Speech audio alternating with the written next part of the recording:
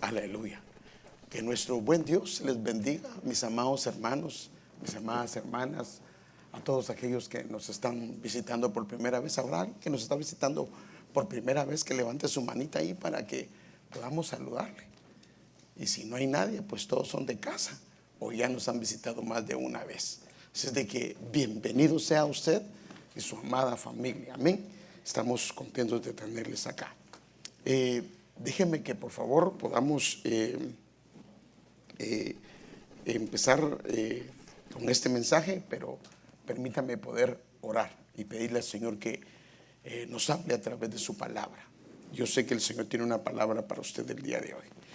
Amado Padre, estamos muy felices de estar en tu casa, muy agradecidos, Señor, de estar en tu casa. Estamos tan agradecidos, Señor, de estar delante de ti, y te agradecemos, Señor, te agradecemos, Padre. Estamos sabiendo que en tu gran amor, en tu gran misericordia, Señor, tú nos amas, nos bendices y nos das de tu amor y de tu misericordia. Señor, queremos pedirte que venga una unción especial sobre tu pueblo, sobre tu iglesia, y que me des la gracia para poder enseñarle a tu pueblo lo que tú has puesto en mi corazón. En el nombre de Jesús lo pedimos y damos gracias, Padre. Amén.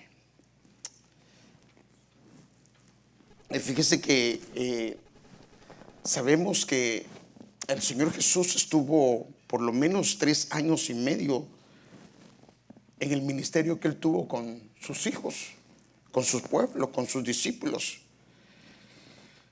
Y es obvio que durante todo ese tiempo Él hizo muchas cosas con ellos. De hecho, el libro de Hechos dice que las cosas que el Señor comenzó a hacer. Y muy seguro que una de las cosas que eran tradicional en los discípulos y en el Señor era hacer las fiestas o participar de las fiestas. Aunque la Biblia no habla de que Él participó en esas fiestas, hace referencia, pero no es tan directa. Pero hay una donde que sí hace referencia a la Biblia, que es la última fiesta, que de hecho se cree que gran parte del libro de Juan es sobre la última semana, y dentro de ellos está la Pascua, o sea que lo que nosotros conocemos como la Santa Cena. Ahora, esto es importante porque cuando vemos algunos detalles de esta Pascua, que para nosotros es la última cena, de hecho Él agarró la Pascua que ellos acostumbraban a celebrar, y en ese momento la estableció como lo que hoy llamamos nosotros la Santa Cena. Y entonces cuando se acercaba, y es importante porque la Biblia no nos da mención de si Él tuvo 33 años, no nos da mención de ninguna Pascua, aunque sabemos que participó, pero no nos dice ninguna Pascua del año 0 al año 30, pero sabemos que participó. Y no nos da información sobre las Pascuas del año 1 de su ministerio, el año 2 de su ministerio, sino únicamente del año 3, o al menos la última Pascua. Y esa Pascua es la que Él hace el switch y la convierte en Santa Cena. Entonces cuando van a celebrar la última Pascua, entonces pasa esto. El primer día de la fiesta de los panes sin levadura, cuando se sacrificaba el cordero de la Pascua, sus discípulos le dijeron: ¿dónde quieres que vayamos y hagamos los preparativos para que comamos o para que comas la Pascua? Y entonces Él envió a 2 de sus discípulos y les dijo, y esos 2 por la misma escritura dice que eran Pedro y Juan. Y Él envió a 2 de sus discípulos y les dijo: id a la ciudad, ahí os saldrá al encuentro un hombre que lleva un cántaro de agua, seguidle. Pero es que si le pongo esto ya no voy a poder, es que se me traba, por eso es que no lo pongo, pero déjeme ver si no me da problema.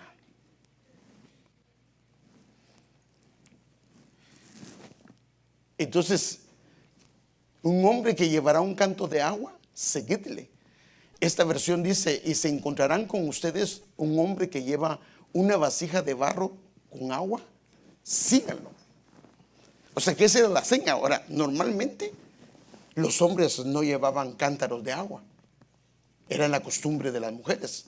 Por eso fue que para ellos fue fácil encontrarlo, porque si hombres y mujeres hubieran llevado un cántaro de agua, entonces los discípulos hubieran estado pensando, ¿a quién seguimos? Pero eso no era normal. Pero cuando vieron a este hombre, es más, algunos creen que era Marcos, porque la habitación donde él ocupó cabía mucha gente.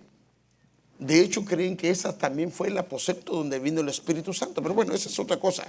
Pero sigamos leyendo. Y donde él entre, decid al dueño de la casa.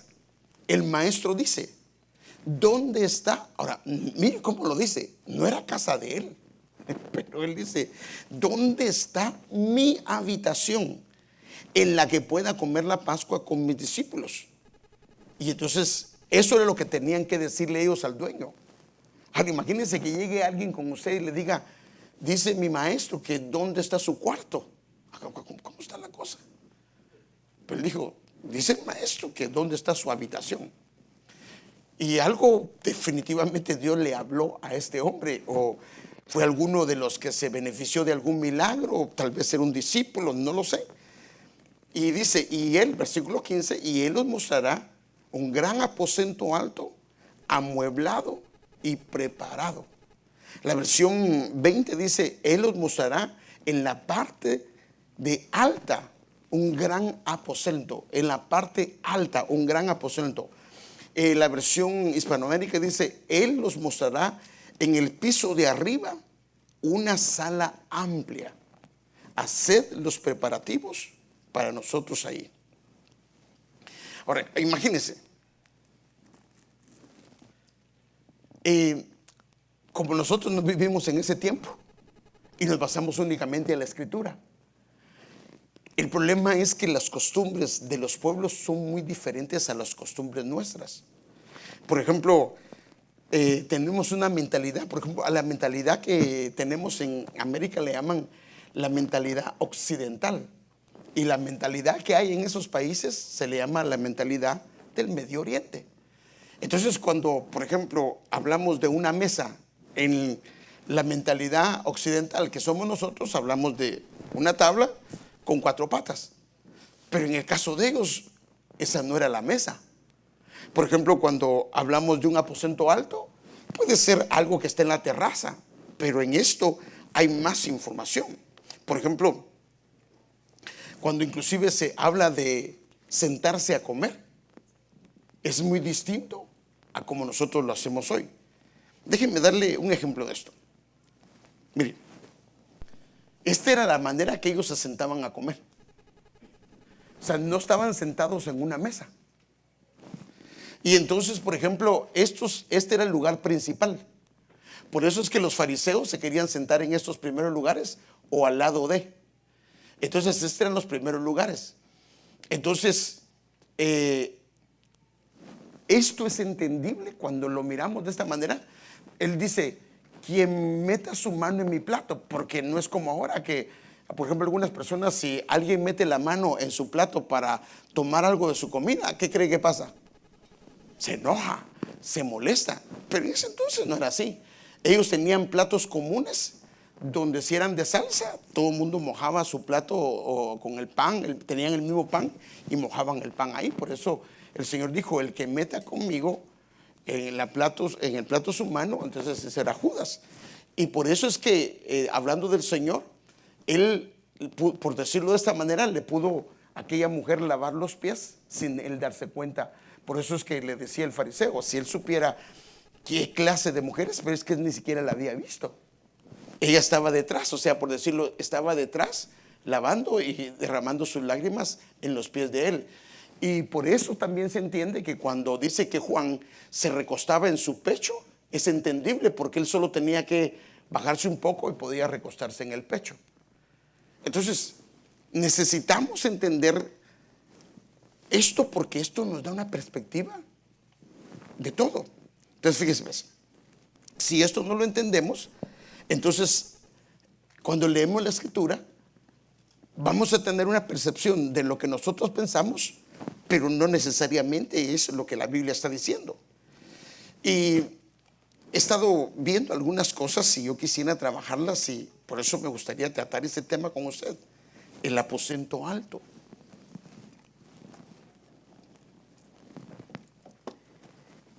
Es un lugar y yo quiero mostrarle varias cosas que ahí suceden, porque es impresionante la cantidad de información que el Señor nos da. Acuérdense, Él dice: ahí está mi habitación. Y entonces luego les dice: y la habitación de Él es, y les mostrará un aposento alto.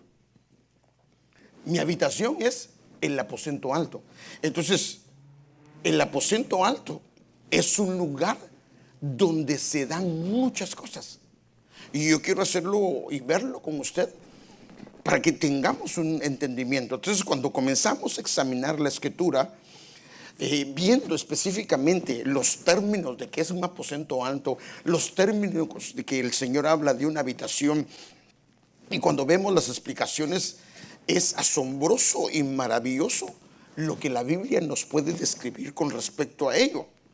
Por ejemplo, cuando hablamos del aposento alto, lo vincula a la Santa Cena, porque ahí fue donde Él la hizo. Entonces, dándonos a entender el Señor que los lugares de Santa Cena iban a ser una atmósfera donde cosas se iban a mover. Y hemos entendido que cómo entendemos un versículo, cómo entendemos una palabra. La Biblia dice, y esto es lo que dice la hermenéutica, se entiende porque el resto de las Escrituras dan luz sobre qué quiere decir. Por eso es que el apóstol Pablo, cuando quiere hablar, perdón, el apóstol Sergio, cuando quiere hablar de una palabra, él va a los diferentes versículos, y con eso tenemos una perspectiva de esto. Entonces, a mí me gustaría examinar estas palabras del aposento alto, tanto en el Antiguo Testamento como en el Nuevo. Pero primero, gracias a Dios por la arqueología, podemos tener, porque la arqueología son aquellos que descubren todo lo que fue las civilizaciones antiguas. Lo que hacen es que comienzan a escarbar sobre tierra, y yo no sé si se ha dado cuenta, pero ellos inclusive cuando encuentran algo comienzan a quitar la tierra de una manera tan cuidadosa, porque quieren guardar la integridad de aquello que está ahí. Entonces ellos han podido encontrar construcciones de sinagogas, han podido encontrar, por ejemplo, lo que son tinajas, todo tipo de instrumentos. Inclusive han encontrado sinagogas y han encontrado lo que son casas, y al menos tenemos un diseño. Por ejemplo, para que tenga una idea, mire esto. Esa es una casa de una persona rica, pero mire hermano, el diseño de una casa. Ahora, esto estamos hablando del tiempo de Cristo, y muy probablemente un tiempo después. Porque lo que pasa es que en esas casas, en la planta de arriba, era lo que era el aposento alto, era donde vivía la gente. Pero la gente, sus animales, sus gallinas, sus pollitos, sus cochitos, bueno, los judíos no, porque estos no comían eso, pero todos sus animalitos los tenían en la planta de abajo. Hay nada de que por eso es que los animales, por eso es cuando decía que el buey conoce el pesebre de su señor. Así creo que dice, ¿no? Que el buey conoce el pesebre, así dice. ¿O no es el buey? ¿O el asno? Esto está en Isaías capítulo número 1, ¿se recuerda? ¿Es el asno o es el buey que conoce el pesebre? ¿Me lo pueden leer? Era porque era la misma casa del amo. Entonces aquí estaban, y habían varias razones, porque los inviernos eran muy fuertes, o inclusive los rebaños, por ejemplo, estaban ahí. Entonces esa era la manera como se construía la casa. Entonces la planta alta tenía ventanas, porque en la primera parte era muy caluroso, entonces la segunda parte era fresca, porque abrían ventanas y entraba el aire. ¿Lo tienes ahí? ¿Quién lo tiene? Ay, gracias, mija, gracias. Isaías capítulo 1 verso 3. El buey conoce a su dueño, y el asno el pesebre de su amo. Sí, porque conocen dónde vivía. Él sabía dónde vivía, porque vivía en la misma casa. Ahora, nosotros cuando pensamos en los animales, ¿dónde viven? ¿Dónde pensamos? En la parte de afuera, ¿sí o no? Esa es la parte que nosotros pensamos, porque como ese es ahora como lo hacen, todo lo hacen claro, pero entonces pastor, un redil, pero es que eso era para la gente que ya tenía dinero. Los que tenían dinero ya podían tener un redil, pero estamos hablando que un redil no lo hacías por 5 ovejitas. Un redil era por allá un rebaño y ya tenían varias cantidad de animales. Ahora, esta era más o menos una persona adinerada y esta era la casa de los pobres, que era el concepto era el mismo. Había un lugar alto que le llamaban aposento alto. Algunos de ellos inclusive se ponían aquí arriba y aquí estaban sus animalitos. Ahora, esto es importante porque entonces este nombre va vinculado con lo que hay aquí abajo. Por favor, es que esto es importante, por eso es que tenemos que entender esto. Entonces, cuando hablan de este nombre está vinculado a lo que se da abajo. Nosotros lo conocemos como la planta alta, pero ellos van más allá. Entonces, déjeme ver con esto. Entonces, la Escritura nos permite ver algunos detalles de cuándo nuestro Señor Jesús nació. Entonces, ahora, cuando dice que nació en un pesebre, no es que nació allá donde estaban sí puede ser pero más se está refiriendo que en la casa donde se hospedó no había lugar en la parte de arriba y lo tuvieron que dejar donde dejaban las ovejitas. Entonces, por ejemplo, aquí vemos esto para que tenga una idea. Mientras estaban en Belén, María le llegó la hora de nacer a su primer hijo, de nacer su primer hijo, y como no encontraron lugar en ningún hotel, esta es la versión BLS, Biblia de lenguaje sencillo, los dejaron pasar la noche en una casa, o sea, en un lugar como estos, en un lugar donde se cuidan a los animales. Pero cuando va a esta palabra casa, es la palabra cataluma, que es lugar de alojamiento o es un aposento alto. Cuando el niño nació, María lo envolvió en pañales y lo acostó en el pesebre. Pero entonces, ¿cuál era el pesebre? El pesebre era en alguna área de acá, en alguna área de acá. Cuando los pastores llegaron, lo encontraron en un área de acá, no del lado fuera de una casa, sino en una área de esas. Ahora, fíjese, ¿por qué es importante esto? Porque ahora déjenme ver esta palabra, porque para poder entender lo que se da en el aposento alto, porque está vinculado a la parte de abajo, necesitamos ver qué significa. Por ejemplo, esta palabra, la sala principal, en este caso se refiere al aposento alto como la sala principal. Entonces déjeme verlo acá. En esta otra versión dice en el aposento alto. Entonces aquí dice, y dio a luz un hijo primogénito, le envolvió en pañales y le acostó en un pesebre, pero no había lugar para ellos en la sala principal de la casa, que es la misma palabra cataluma. Y dice, dio a luz a su hijo primogénito, lo envolvió en pañales y lo recostó en su pesebre, porque no había lugar para ellos en el aposento. O sea que el aposento, la sala alta, la principal, es lo mismo, pero lo que está refiriéndose es ¿qué era eso? Ahora, cuando vemos a la palabra en sí, entonces encontramos algunas cosas que son interesantes. Va a ver, por ejemplo, cataluma es el griego 46. En el sentido de soltar, desenredar animales de carga. O sea que la palabra tiene que ver con soltar y desenredar. Por eso yo no sé si recuerda que yo di un tema con respecto a la Santa Cena, es un lugar de desamarre, porque se celebró en el aposento alto, pero para poder estar en el aposento alto, lo que se generaba es que todo el mundo se relajaba y a los animales les descargaban su carga y todo ese tipo de cosas. Dice también el lugar en que los viajeros y sus animales desataban sus fardos que traían, las fajas y las sandalias. Mire cómo se pasaba esto. Por tanto, es aquí un cuarto para invitados. Pero me gusta cómo lo dice, porque todas las palabras normalmente están hechas o compuestas de dos palabras. Entonces, la palabra cataluma, en el diccionario Vine, la palabra cataluma tiene un significado que es impresionante y por eso quise mencionárselo.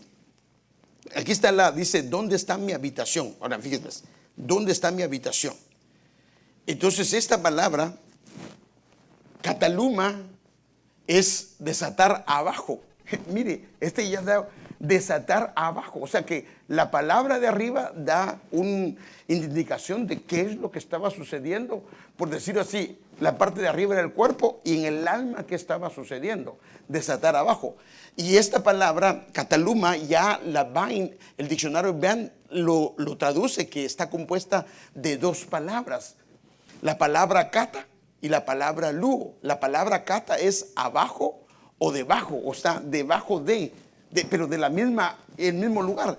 Y la palabra lu es desatar, o sea que lo que quiere decir esto es que hay que desatar lo que está abajo. Hay que aflojar lo que está abajo, hay que abrir lo que está abajo, hay que soltar de cadenas lo que está abajo. Y el diccionario dice soltar es desintegrar, es decir, por implicación demoler, abogar, alojar, derribar, deshacer, destruir y desvanecer. O sea que cuando entendemos el concepto de lo que el Señor quiere hacer en la Santa Cena, se vuelve poderosísimo. Porque si entendemos qué es lo que sucede en la Santa Cena, porque ¿por qué razón Él celebró la Santa Cena ahí? La pudo haber hecho en cualquier otro lugar, pero Él dijo, no, esa es mi habitación, ese es el lugar que yo voy a diseñar para que tenga ese propósito de desatar a los que estén atados. Entonces mire esta palabra katalú, ¿cómo lo dice? Aparece 17 veces en el Nuevo Testamento y está compuesta de dos palabras. Es soltar, es desintegrar por implicación. ¿Qué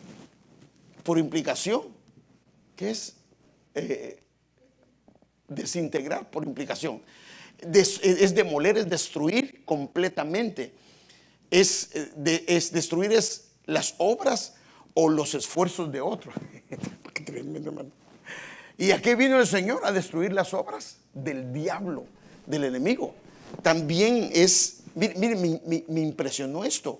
Ahora, esto lo saco de varios diccionarios, porque si le pongo todos los diccionarios, entonces no me alcanzaría la página. Entonces, invalidar y anular. Uno dice invalidar y otro dice anular.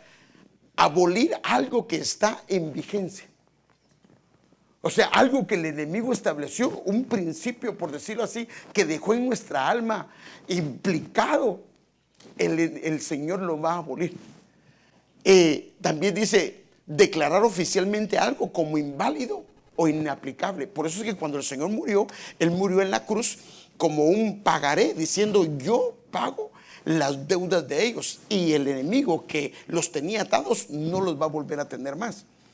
Es alojar, también puede ser un lugar para alojar, y también derribar, deshacer, desvanecer. Ahora, noten esto. Entonces, cuando vemos esta perspectiva de la Santa Cena, wow, esto es impresionante, porque entonces el poder que hay implícito, no solo en cuando bebemos y comemos, es muy grande. Y si entendemos esto, cada vez que participamos de esta Santa Cena, hermano, cosas preciosas suceden. No necesariamente porque pasó acá, tal vez no pasó, pero lo hizo creyendo lo que estaba haciendo, eso se va a dar. Entonces, la Santa Cena en el aposento alto conlleva la finalidad de destruir la obra del enemigo que ha hecho en la vida de sus hijos y en la vida de sus hijas por tanto tiempo. Y para hacer esto, por eso el Señor dijo, cuantas veces pudieres. O sea que nuestra responsabilidad es participar. Claro, el no participar correctamente también puede ser delicado. Como la ofrenda es una bendición. Pero Sergio estaba contando que así, estaba explicando, que si no se hace de manera correcta, puede traer muerte también. O sea que hay cosas espirituales que son una bendición, pero si se hacen de manera incorrecta, pueden producir un efecto que puede ser muy negativo. Ahora, antes de hablar de destruir la obra del enemigo, yo necesito que podamos, porque son conceptos que como no los manejamos tanto, tal vez inclusive los relacionamos. Pero por ejemplo, yo quisiera que viéramos con ustedes unos conceptos, porque esto es importante. Por ejemplo, cuando se habla de cárcel, pues el que está ahí se le llama un encarcelado. Pero realmente es un lugar temporal. Porque, por ejemplo, ¿qué pasa cuando agarran a alguien sospechoso de un crimen? Lo llevan a la cárcel. Pero él no está ya fijo en ese lugar, porque no le han llevado a juicio. Cuando le lleven a juicio, entonces si lo declaran culpable, de ahí lo sacan y lo llevan a una prisión. Entonces una cárcel es un lugar temporal y una prisión es un lugar permanente. Entonces hay ataduras que son temporales, pero hay ataduras que son de mucho tiempo. Y esto es lo que tenemos que entender. Entonces, la cárcel es el edificio donde se encierran a los condenados a pena de privación de libertad hasta que se compruebe la culpabilidad de él o de ella. Esta cárcel puede ser territorial, pero no necesariamente de pies y manos.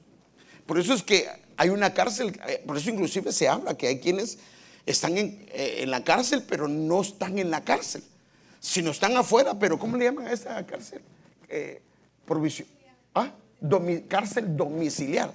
O sea, no, se pueden mover porque no les han condenado.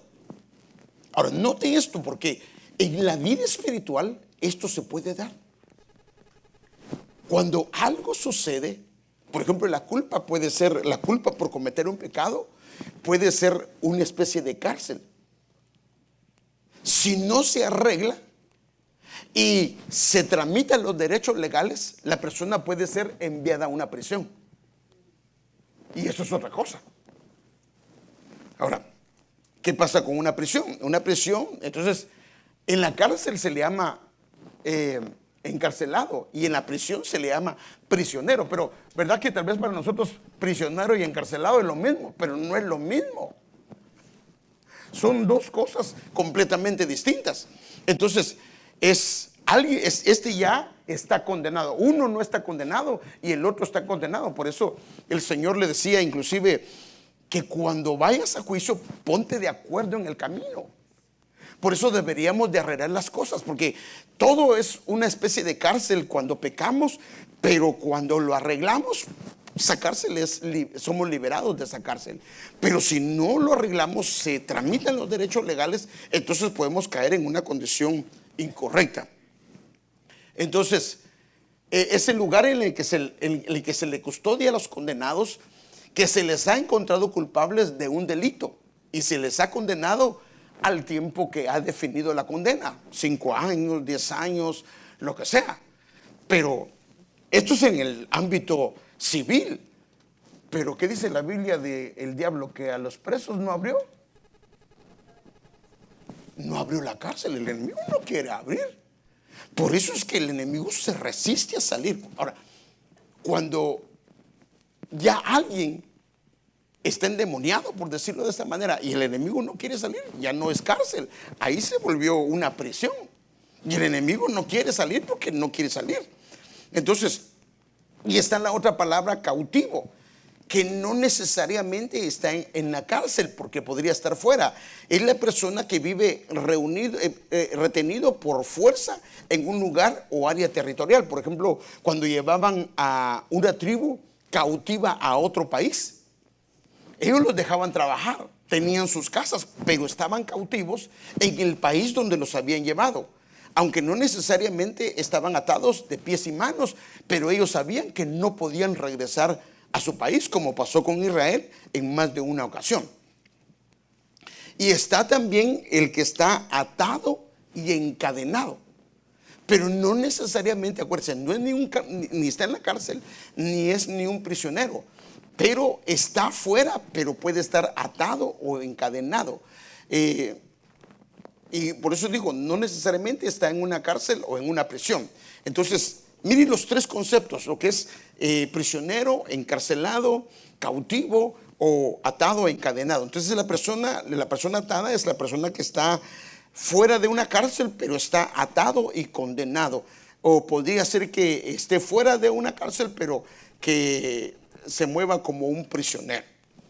¿Dónde podemos ver eso en la Biblia? Por ejemplo, y por eso digo, la Biblia nos da el propósito de por qué el Señor vino, porque todos estábamos en esto. Ya sea prisioneros, ya sea encarcelados, ya sea atados o cautivos, o ya sea encadenados. Todos, porque la Biblia dice, y esto lo dice en Isaías capítulo 61, versículo 1 al 2, el Espíritu del Señor, y eso sabemos que se cumplió cuando Él vino, está sobre mí porque me ha ungido el Señor para. ¿Cuál es el propósito del por qué Él vino? Traer buenas nuevas a los afligidos. ¿Cuál eran las buenas nuevas? Me ha enviado a algunos a vendar a los quebrantados de corazón, porque algunos estaban hechos pedazos de su corazón. Entonces, a vendar sus corazones. Pero para otros, fíjense, pues, a unos había que vendarlos, pero a otros tenía que haber una proclama. O sea, tenía que levantarse la voz de decir libertad a los cautivos y liberación a los prisioneros. Ahora, eso lo hace el Señor y quedamos libres. El problema de nosotros es que cuando volvemos a pecar, cuando nos vemos a enredar, sin darnos cuenta, podemos volver a caer en condiciones de esas. Y por supuesto no fue responsabilidad de Dios, fue mi responsabilidad el que yo hice esto. Entonces el Señor, esta proclama no ha cambiado, esta proclama sigue vigente. Y por supuesto Dios no quiere que nos metamos acá, pero nos damos cuenta que esto pasa.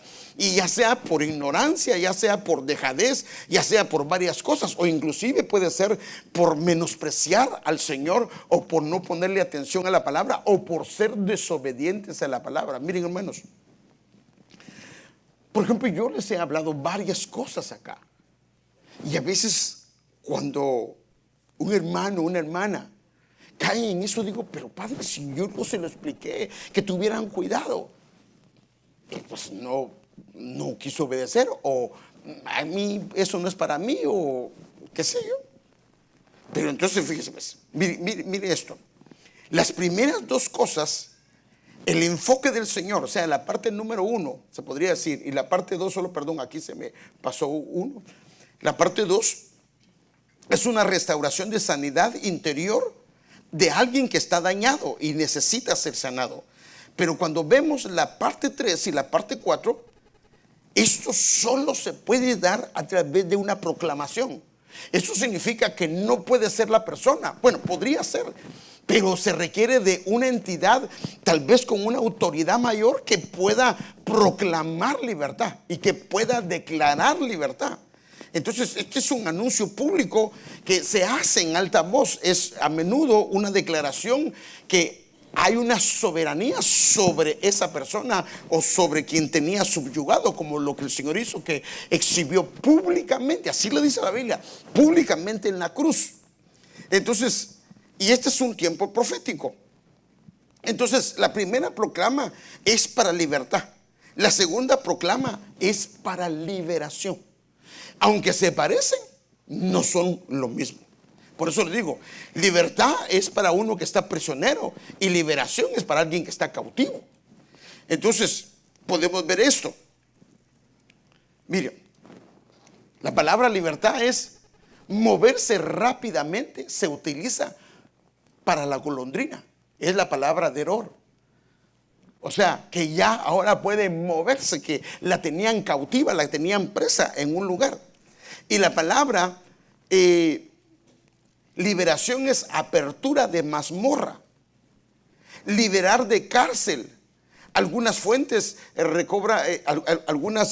fuentes o recobrar la visión. Ahora, miren qué tremendo. O sea, puede ser abrir la cárcel o recobrar la visión. Por ejemplo, cuando el hijo pródigo estaba en la posilga, su mirada estaba mal. Cuando él estaba en su casa, estaba vestido, bien alimentado, gordito, lo que sea, pero la condición, su manera de ver las cosas estaba tan mal que lo llevó a salir de la casa de su padre y lo llevó a una condición de estar muerto porque su mirada no estaba bien.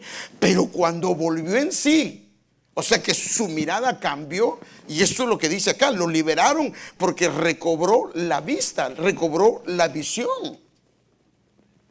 Y esto tiene que ver con la Santa Cena también, recobrar la visión. ¿Y cómo digo, cómo me apoyo en esto? ¿Se recuerda aquellos discípulos de camino de Emaús? ¿Qué pasó? Cuando él abrió el pan, cuando él partió el pan, ¿qué pasó? Lo vieron. Y también la palabra prisionero, si usted va a la palabra, la Biblia de las Américas tiene una nota al pie de página que dice apertura a los atados. Ahora, qué tremendo, hermano. Esto es algo impresionante. Ahora, fíjese. Entonces, la Santa Cena es un medio de esperanza, un medio de libertad, un medio de liberación y restauración.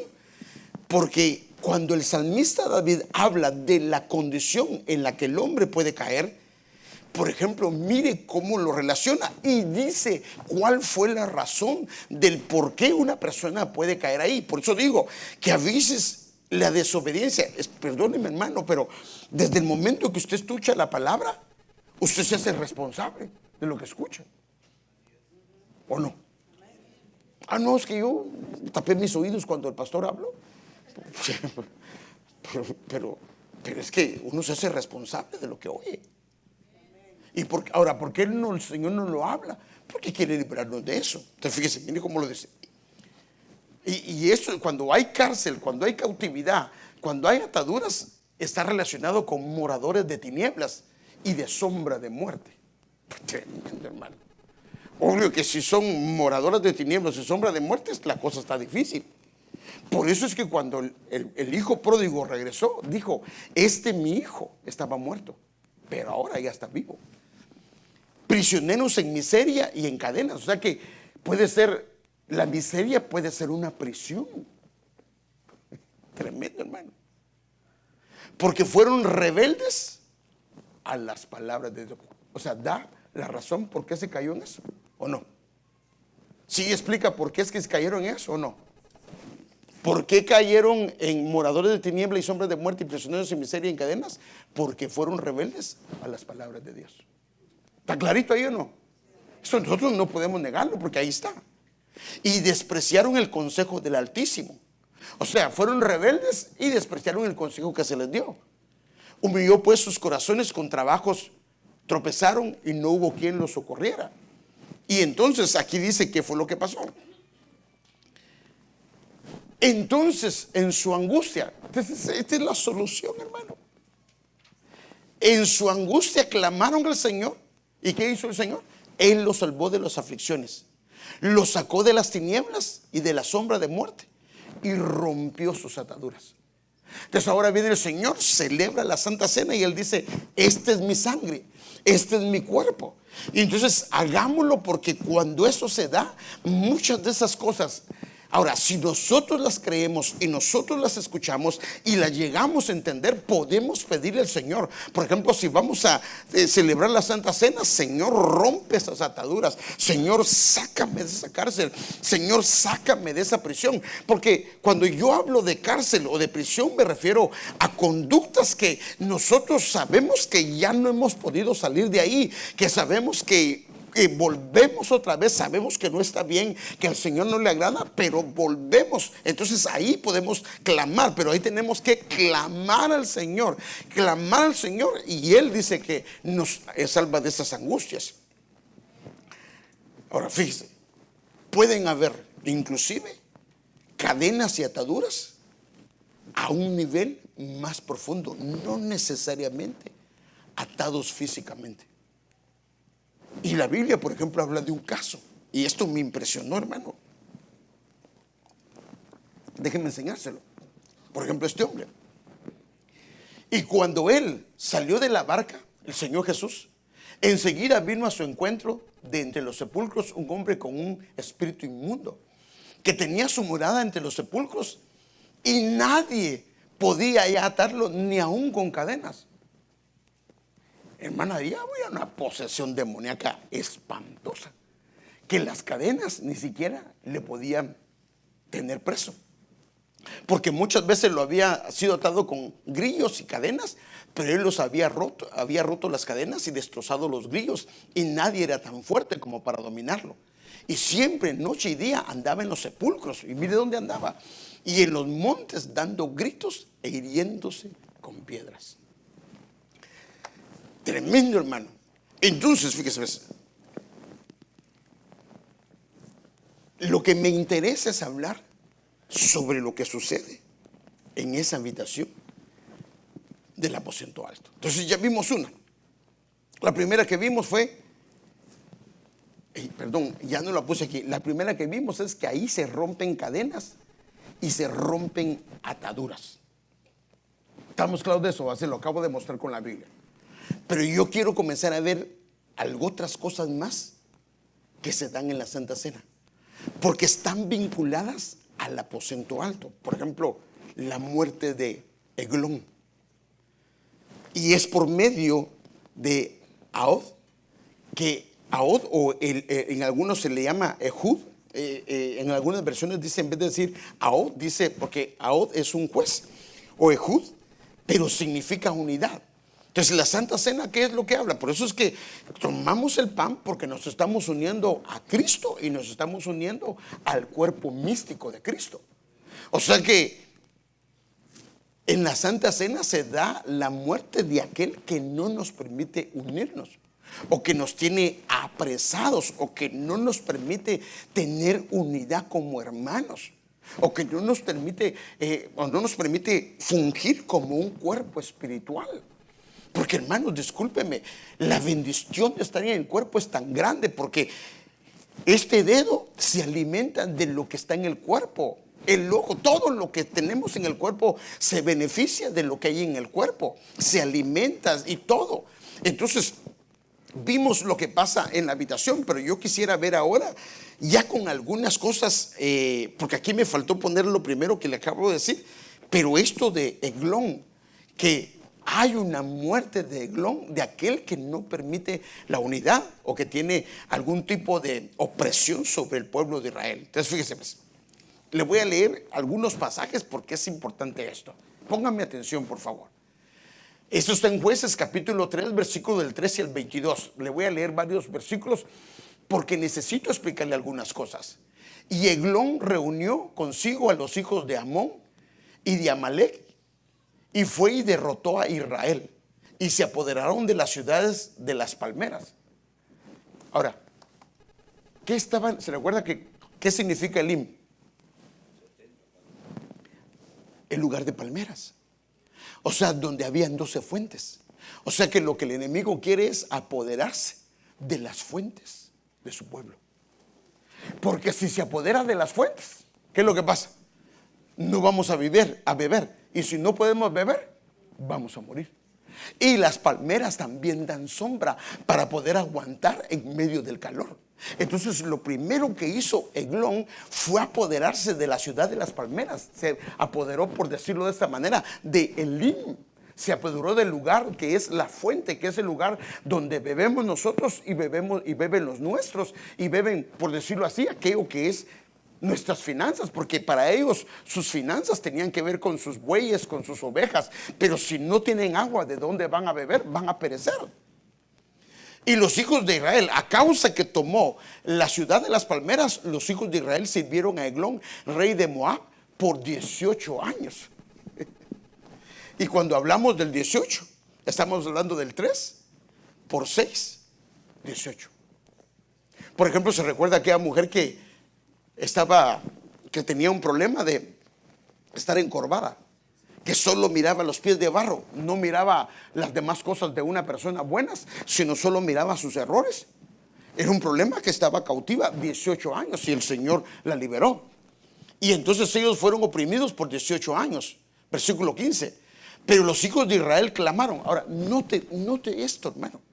Note, por favor, porque para toda condición espiritual terrible, de cárcel, de prisión, de ataduras, lo único que tenemos que hacer es clamar al Señor. ¿Y qué dice Él? Clama a mí y yo te responderé. Ahora, entonces, si hay ataduras, si hay cadenas y no somos libres de esas, ¿por qué es que no somos? Porque no clamamos. Porque si clamamos, en la Biblia vemos Es más, el libro de los jueces es un libro tremendo porque podemos ver que el Señor lo liberaba y volvían a caer en condiciones terribles. ¿Y qué volvía a hacer el pueblo? Volvía a clamar y el Señor los volvía a liberar otra vez. O sea que lo único que tenemos que hacer es clamar. Por eso es que cuando alguien quiere ser liberado, lo que tiene que hacer es clamar al Señor.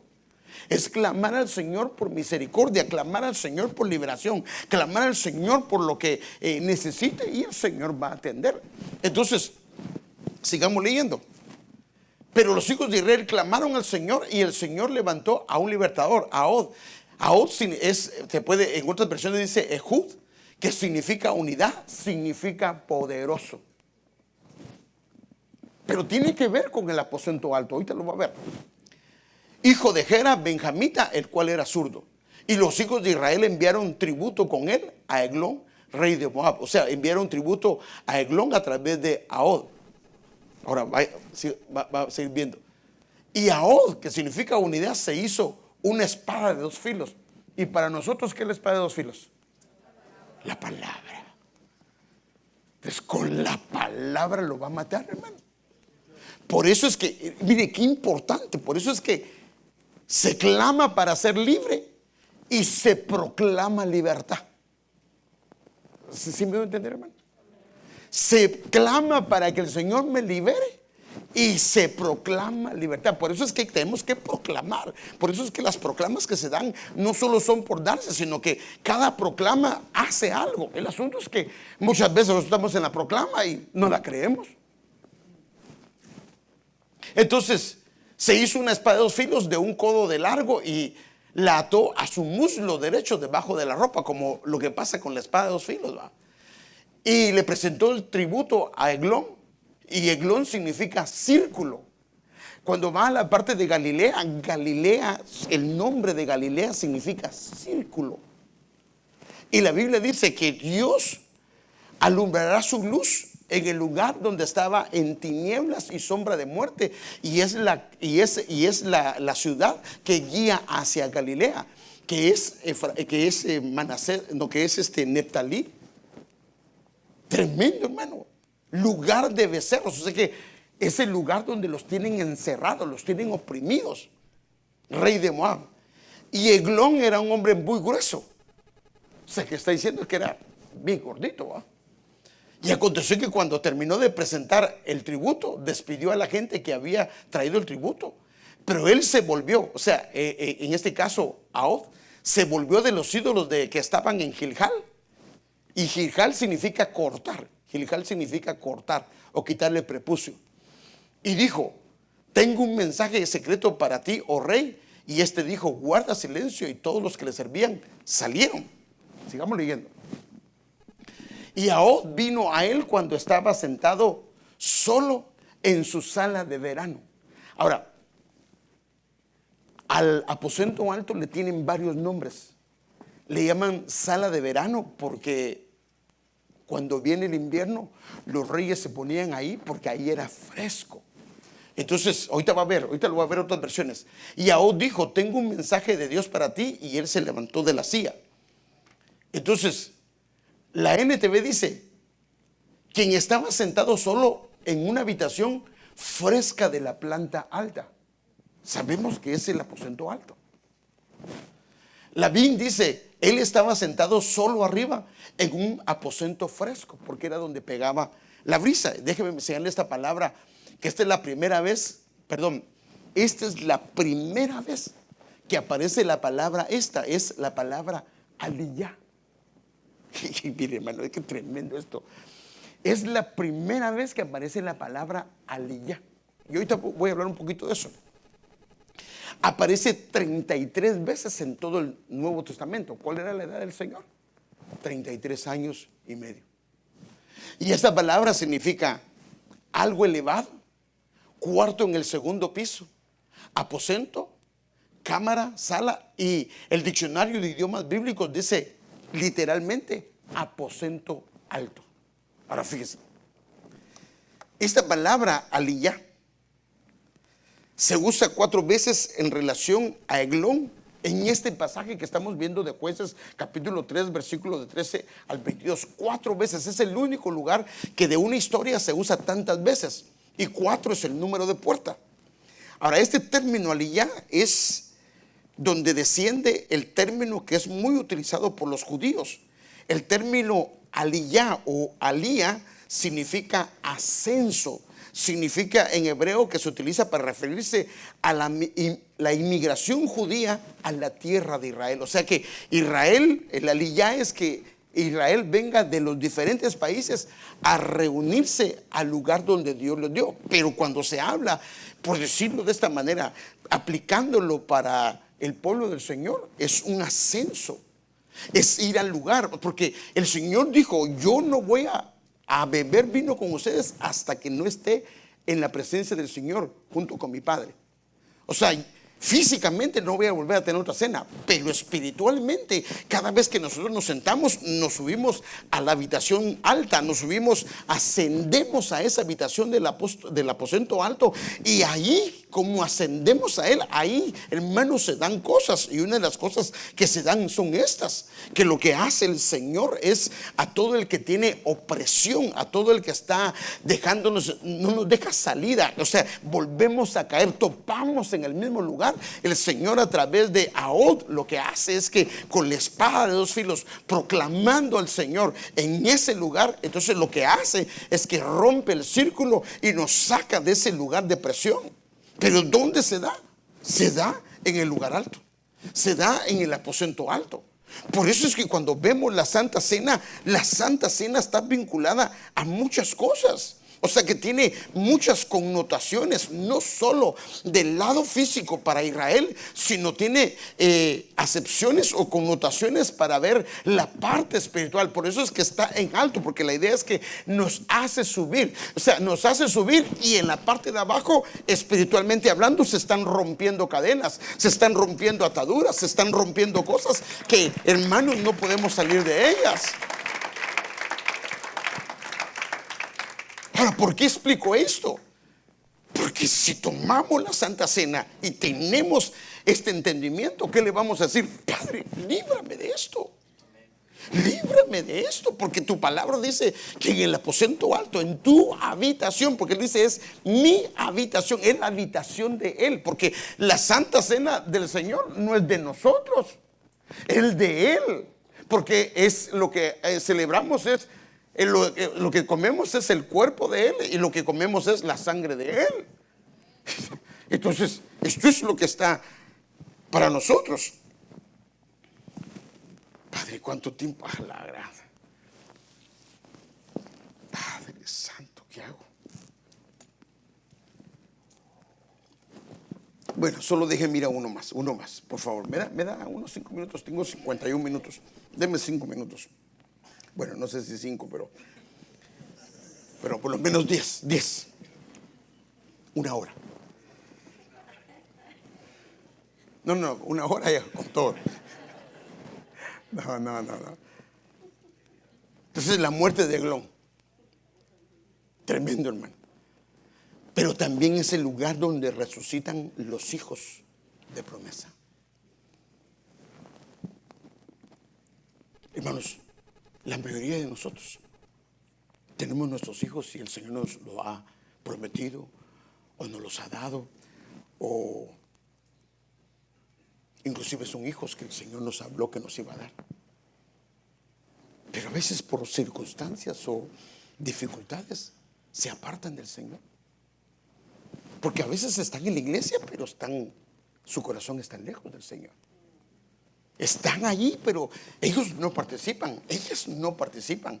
Están ahí porque hay gente que está en la iglesia porque pues no se quieren ir al mundo, pero no están participando en el cuerpo.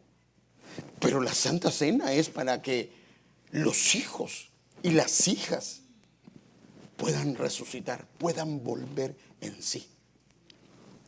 Mire, de hecho, donde empezó todo ese tema es con Dorcas, pero ya no me da tiempo para tratar a Dorcas. Pero cuando usted compara, porque la cita que le voy a mostrar es la cita de Eliseo, pero también lo hizo Elías. Elías también resucitó un joven. Eliseo resucitó un joven. En el caso de Dorcas, la subieron al aposento alto, la lavaron y ahí llegó Pedro y la resucitó. O Tabita, que le llaman también, Tabita o Dorcas. Y también, y Pablo estaba creo que era en el aposento alto y se cayó Eutico porque se durmió. Solo que él no lo subieron ahí, él por dormido allá lo levantaron, ¿va? Pero a las que ahí podemos sacar varias cosas, ¿va? Porque algunos lo levantan en el aposento alto y al otro lo levantan de ahí. Entonces, déjenme leerle la historia rápidamente porque quiero terminar con esto. Esta es una historia conocida porque son historias tan hermosas, hermano. Y aconteció que un día pasaba Eliseo por Sunem, donde había una mujer distinguida y ella le persuadió a que comiera.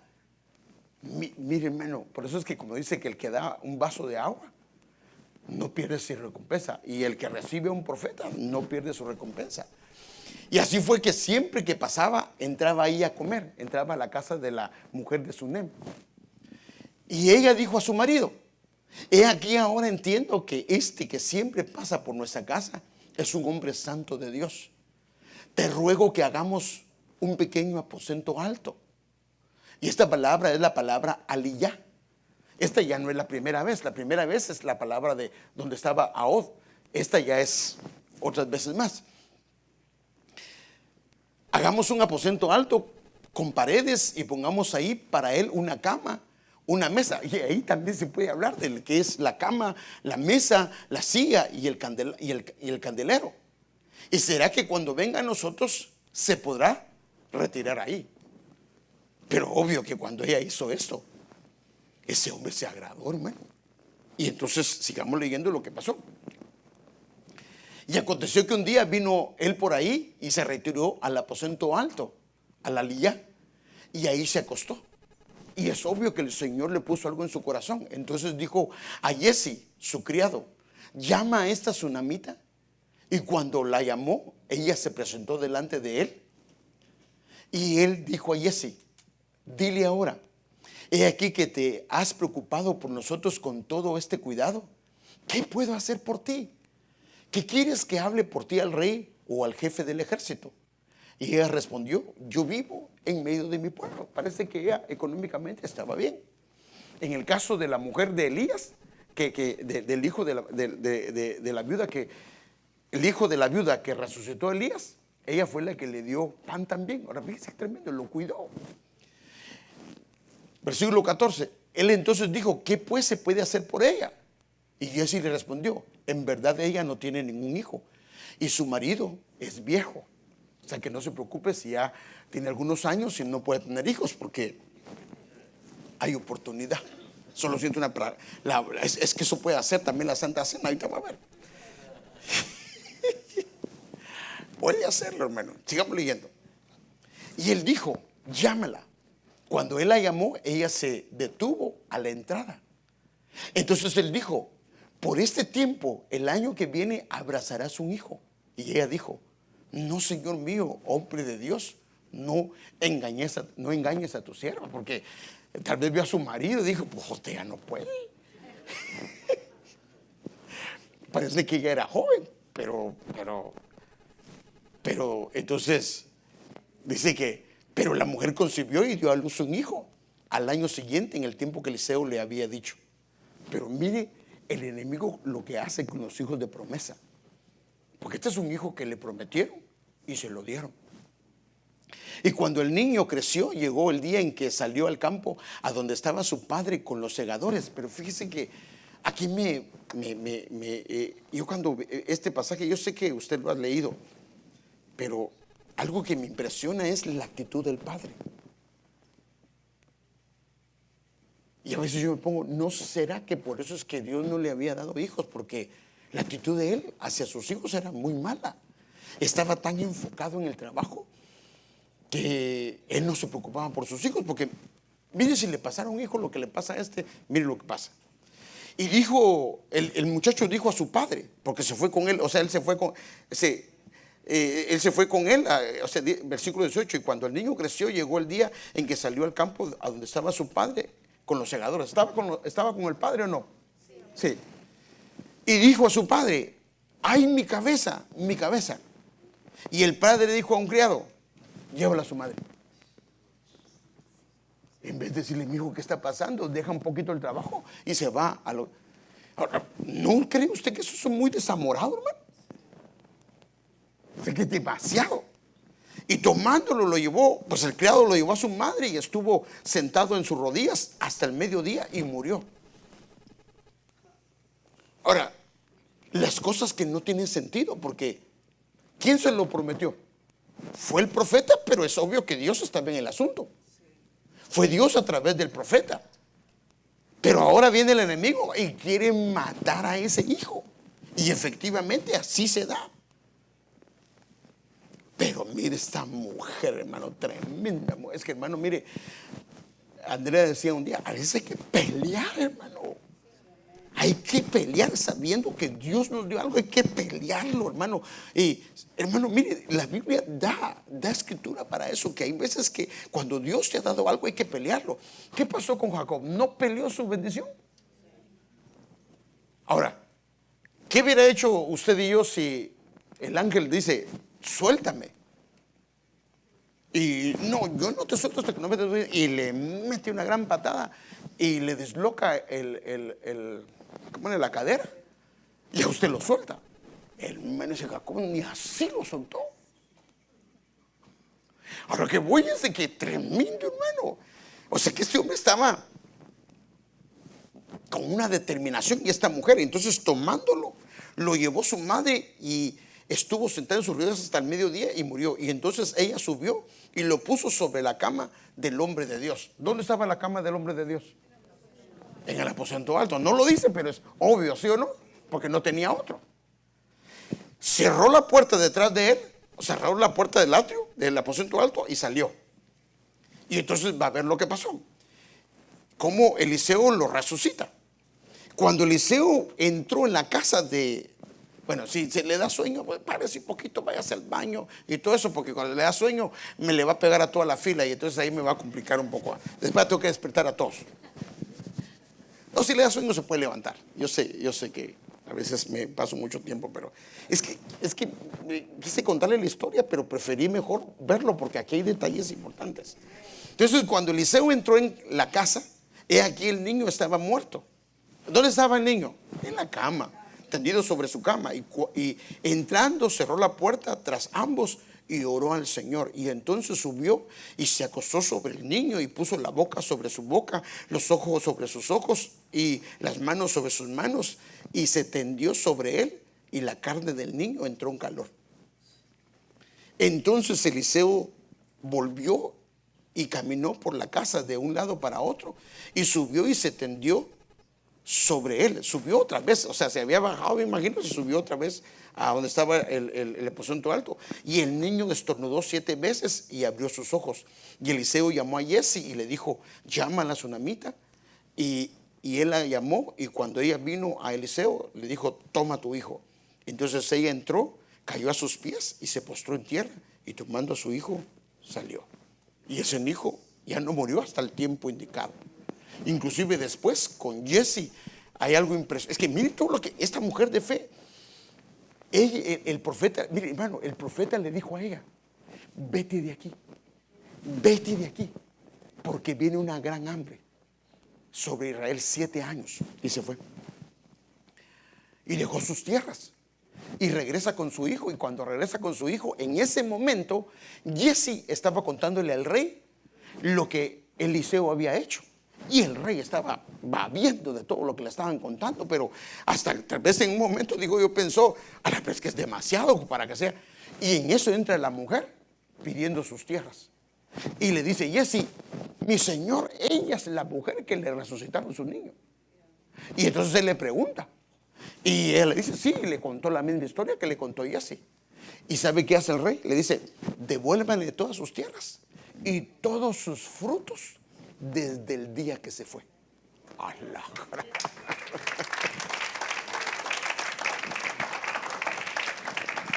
Entonces, el aposento alto es para resucitar a los hijos de promesa. O sea que aunque estén en su vida espiritual mal, sabemos que de ahí el Señor los puede levantar, porque son hijos que Dios nos dio, hijos que nos prometió, hijos que se los dimos al Señor y le podemos pedir al Señor. Entonces se desatan las cadenas, se desatan las ataduras en ese lugar, pero también en ese lugar el Señor quita, hermano, todo obstáculo de Eglón. Y lo quita, lo rompe, todo círculo, toda opresión. Pero también el Señor resucita y le vuelve a dar vida a aquellos hijos que perdieron la vida en Dios, aquellos hijos que por alguna razón se alejaron.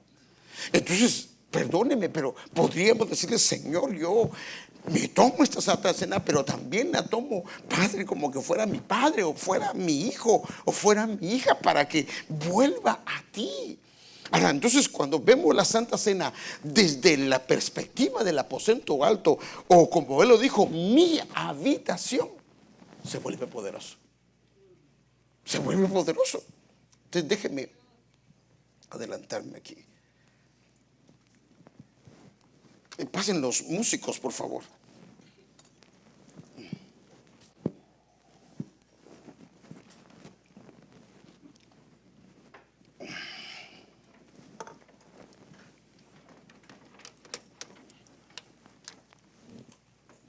Entonces, ¿cuál es el problema?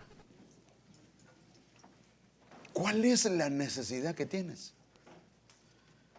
Porque la Santa Cena solo la mirábamos desde la perspectiva de que es su sangre, que es su cuerpo, y efectivamente así es. Pero va más allá, porque por alguna razón el Señor quedó y dijo: ¿dónde quieres que celebremos la Pascua, que celebremos la Santa Cena? En esa habitación. En esa habitación. Y lo tremendo es que es en el hombre que llevaba el cántaro. Donde vive el hombre que lleva el cántaro. Y por decirlo de esta manera, nosotros los ministros somos los que llevamos el cántaro. Y habilitamos, por decirlo así, la atmósfera en el lugar alto, para que podamos nosotros participar. Y esto que está escrito se puede habilitar. Y yo quiero declararlo y proclamarlo, hermano, para que el Señor glorifique su nombre. Pero si alguno de ustedes no tiene su, por favor, repartan esto, por favor. Si alguno de ustedes no tiene el recipiente donde está el vino y el pan, por favor, levante su manita y los hermanos se van a acercar. Gracias.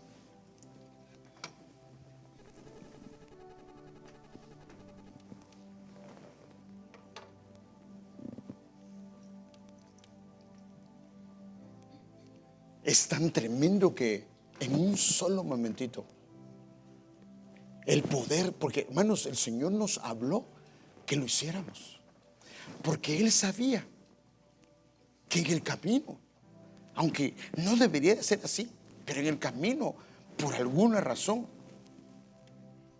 tal vez íbamos a volvernos a atar, a sentir opresión, a sentir tal o cual situación.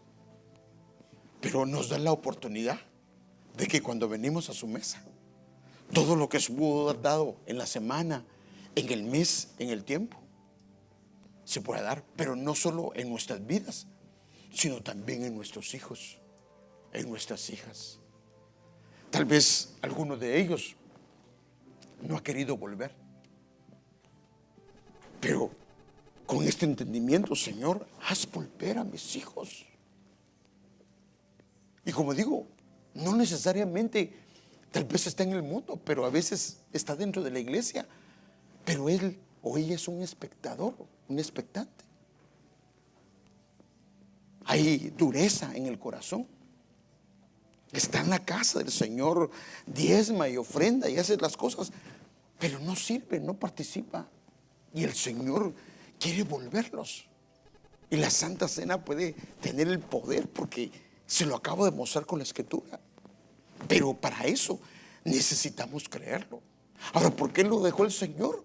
Porque no le dejó Así dice la Biblia, hermano, que toda la escritura fue inspirada por Dios para nuestra enseñanza, para hacer al hombre perfecto, para corregir al hombre, para enseñarle al hombre. Entonces, esas historias con sus diferentes nombres y la terminología, ya sea hebrea o griega, tiene una razón de ser. Y lo único que necesitamos es creerlo. Bien dijo el Señor: no te he dicho que si crees vas a ver la gloria. Si creemos, hermano, en lo que el Señor nos dice, el Señor puede hacer grandes cosas en nosotros y en nuestras familias. Créame, yo miraba la Santa Cena a nivel de algo personal, pero ahora yo puedo ver la Santa Cena desde la perspectiva del efecto que tiene en tu casa, en mi casa. Porque de alguna manera ellos descienden de tus lomos. Y si ellos descienden de tus lomos, le podemos decir al Señor: Padre, yo quiero declarar libertad para mi hijo, declarar libertad para mi hija, declarar una recuperación de su visión, porque la causa de su visión es que se ha desviado, es que ha tomado caminos incorrectos, la manera en que ve las cosas.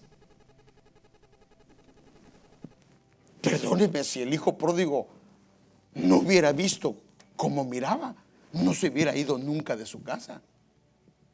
Pero él vio que estaba mal, él vio que no era correcto, él vio que su padre tal vez era injusto. Y cuando esa visión incorrecta lo llevó hasta la pocilga, y en la pocilga recuperó su visión. Y se dio cuenta que en su casa estaba bien, el que estaba mal era él. Pero no se dio cuenta hasta en la pocilga. Pero ¿por qué llegar hasta ahí cuando el Señor puede abrirnos nuestros ojos? Y bien decía un canto: abre mis ojos, yo quiero verte. Porque, hermanos, nos pueden explicar, les podemos explicar a los hijos hasta con Biblia una cantidad de cosas, pero ¿y si ellos no las ven? ¿Y si ellos no les entienden? Mi hijo, eso no está bien. Hija, eso no está correcto. ¿Y si ellos no lo ven? Entonces, la mesa del Señor recupera la visión. Y si somos nosotros los que tenemos una visión incorrecta,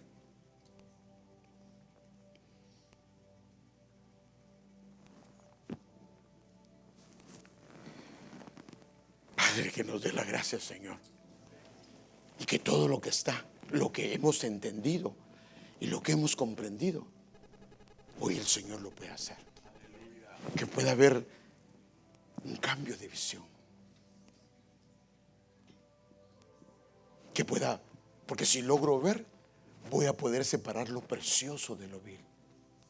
Porque es que escojo lo vil como que fuera precioso. Porque mis ojos están cerrados. El Señor no te llamó para hacer cola, te llamó para ser un príncipe de su pueblo. El Señor te llamó para hacer grandes cosas contigo, para hacerte próspero y bendecirte. Pero necesitamos que las cosas que Él hizo en la cruz y en la Santa Cena se restauren en nuestras vidas. Está ahí, pero necesitamos creerlo y aplicarlo a nosotros. Padre, hoy estamos ante tu presencia. Mira estos elementos.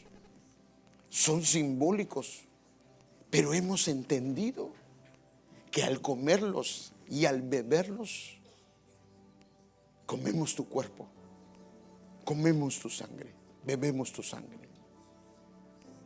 Y hemos creído en esto que tu palabra explica, que las cadenas son rotas, las ataduras son rotas. Y, Señor, reconocemos que hay cadenas, que hay ataduras, que hay ligaduras en nuestro corazón. ¿Y cómo lo sabemos? Porque en nuestro caminar hemos tropezado muchas veces en las mismas cosas. Perdónanos también porque a causa de que Eglón ha estado trabajando, Señor, no nos hemos podido unir al cuerpo. No hemos podido, Señor, integrarnos al cuerpo tuyo, Señor, y a causa de esto ha habido un encierro. Pero, Señor, hoy clamamos, Señor, que aún, Señor, a través de tu palabra, Señor, a través de tu Espíritu Santo, se rompa, destruya, Señor amado, todo aquel círculo que no nos deja unirnos, que no nos deja participar, porque no nos deja recibir lo que en tu cuerpo está cayendo, Señor, y que podamos beber de esas aguas, Señor. Señor, que se habiliten las fuentes, Señor, y si el enemigo, como lo hizo con tu siervo Abraham y con Isaac, cerró, Señor, cerraba, Señor, los pozos que ellos abrían, Señor, por favor, que sean abiertos para que podamos beber de esas aguas, Señor, y tener la sombra en medio del desierto y el agua para nosotros y para los nuestros. Pero también clamamos, Señor, en esta hora, Señor, para que si hay hijos nuestros que han perdido su visión, que han perdido su mirada hacia ti, que han dejado de verte, Señor, que hoy se habilite, Señor, en nuestras vidas y en la vida de ellos, Señor. Y si hay una muerte espiritual, que ellos sean resucitados y reciban esa vida, Señor, a través, Señor amado, del calor profético, Señor, de ese calor de su boca, Señor, el calor de las manos, Señor amado, que recibamos vida, Señor, una restauración plena, completa, Señor, a través de estos elementos. Que hoy con ese entendimiento, Señor, lo declaramos y lo proclamamos para nuestras vidas y nuestras familias. Y con este entendimiento comemos el pan, Señor. Comamos el pan, hermanos.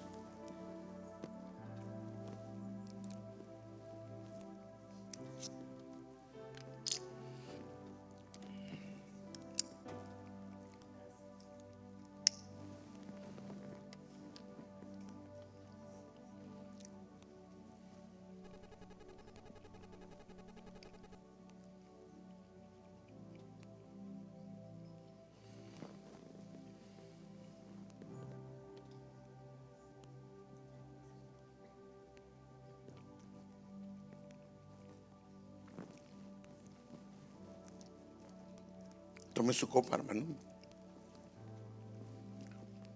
y en el nombre de Jesús la vamos a beber.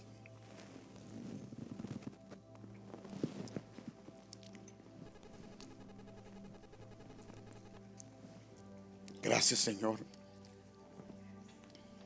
Cuánto hay de misterio y de escondido en lo que tú hiciste en la cruz, en lo que tú hiciste en el aposento alto, en tu habitación. ¿Cuánto hay, Señor?